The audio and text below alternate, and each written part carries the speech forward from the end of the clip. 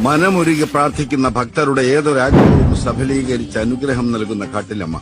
ലക്ഷക്കണക്കിന് ഭക്തർ പേരാലിൽ മണികെട്ടി നേർച്ച നടത്തി ആഗ്രഹം സഫലീകരിച്ച് അനുഗ്രഹം നേടിയ ഭാരതത്തിലെ ഒരേ ഒരു ക്ഷേത്രം. കായലിനും കടലിനും മധ്യേ സ്ഥിതി ചെയ്യുന്ന മണികട്ടമ്പലം എന്നറിയപ്പെടുന്ന മഹാക്ഷേത്രമാണ് കൊല്ലം ജില്ലയിലെ ചവറ പൊന്മന കാട്ടിൽ മേക്കതിൽ ശ്രീദേവി ക്ഷേത്രം.